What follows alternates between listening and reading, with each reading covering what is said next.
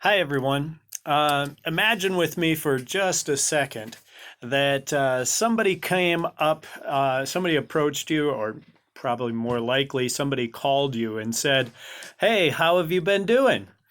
That happens all the time, I know, and so we're getting quite accustomed to this. And if you're like me, you kind of respond with, "Oh, okay, I guess," with everything that's been going on. Now, imagine that after you said something along those lines, they then responded with, "What do you mean? What's been going on?" At that point, you'd probably have to reach down, pick your jaw up off the floor, and once you've done that, you could probably then you could muster yourself together and say, "Where have you been? Are you the only one who doesn't know what's been going on?" Because we all know. We all know everything that's been going on. We hear about it all the time. We can't even get away from it. There are times where it seems like we would love to have a conversation last for more than 10 minutes with somebody new that doesn't revolve around the virus or returning from the time of separation, or what the plan is. Something that feels like we could talk about something else.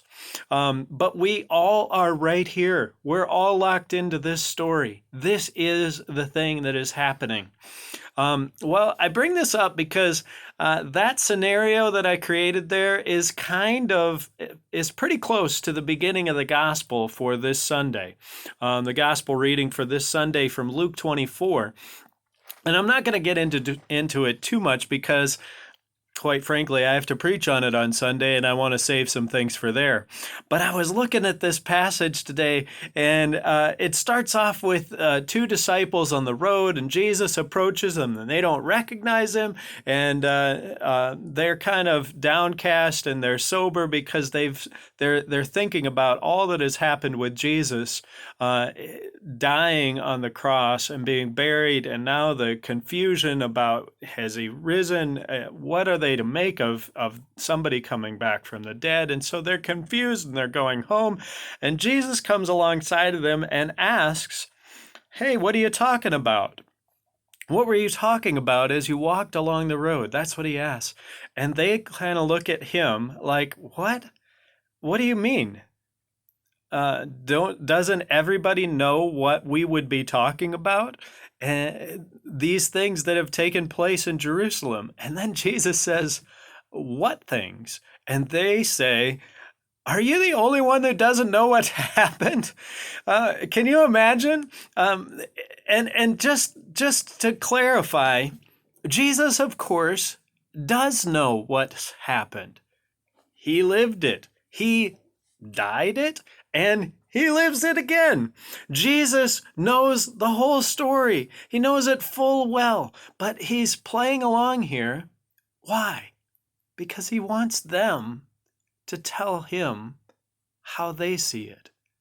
And then, once they've said, "Here's what we saw," then Jesus begins to open their eyes to a bigger story, to a deeper story. He begins to point out to them that the thing that they saw happen, the stuff that they saw play out, and the story that they thought they knew, was only part of the picture.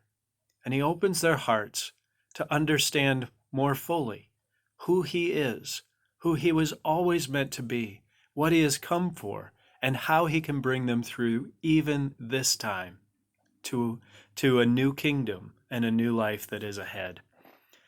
Boy, what a great message that is, and how excited I am for Sunday to unpack this message even more for you as we look at how it is that Jesus comes alongside of us in the midst of everything that we're doing, everything that's going on, and just invites us to say, "Hey, what are you talking about?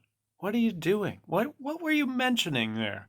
What things are occupying your mind?"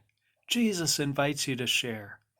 But when he does, be ready to listen too, because he has a bigger story for us to hear, a bigger story for us to live. and a bigger story for us to share.